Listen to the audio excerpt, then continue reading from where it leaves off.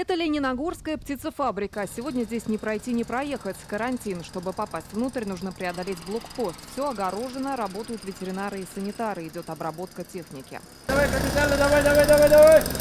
Первые случаи заражения здесь обнаружили еще 25 августа. Тогда начался резкий падеж пернатых. 3000 за ночь. На осмотр выехали ветеринары. Пробы, отправленные в Казань, оказались положительными. Это птичий грипп. 26 числа мы получили результат. До этого, так как мы все ветеринарные врачи, при подозрении на инфекционное заболевание мы должны уже принимать все меры.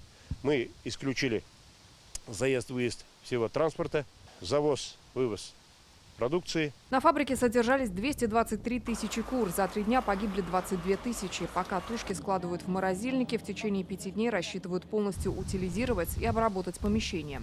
Мы потеряем все, потому что согласно приказа по борьбе с и ликвидации данного высокопатогенного гриппа птиц, вся птица, находящаяся на территории этой птицефабрики, будет уничтожаться. Сегодня на фабрику приехали специалисты лаборатории Россельхознадзора. Предстоит установить, как на комплекс попал вирус. В радиусе 5 километров сейчас введен карантин. Это сам Лениногорск и село Тимяшево. В них случаев заражения пока нет, но будут предприняты все меры защиты. По частным хозяйствам начался обход. Вся домашняя птица подлежит уничтожению. Анас Кутлахметов считает эти действия правильными. Курицы уже старые, 3-й сезон. Хотели так и все зарезать, и чуть попозже, но раз такое условие получилось. К Сырье Габдрахмановой ветеринары пока не приходили, но она знает, стоит насторожиться, если у птицы пропал аппетит и появилась вялость. Признаки сказали, что не пьют, не едят куры, когда заболеют, сидят, прижавшись.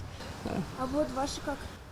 Они бодрые, они же не привозные, пока таких признаков не наблюдается. Распространение вируса грозит уничтожением 18 миллионов птиц, зарегистрированных в нашей республике. Высокопатогенный грипп в этом году уже обнаружен в 28 регионах России. В середине августа в соседней республике на крупнейшей птицефабрике «Башкирская» уничтожили больше 2,5 миллионов пернатых и всю готовую продукцию. В Татарстане последняя вспышка была в 2021-м. На перепелиной ферме в Тукаевском районе пришлось уничтожить больше 50 тысяч птиц. Тогда у сельчан изъяли и уничтожили еще 2500. Птичий грипп на Лениногорской птицефабрике впервые. Предприятие в год производит около 65 миллионов яиц. Убыток огромный. Условия возмещения потерь будут обговариваться.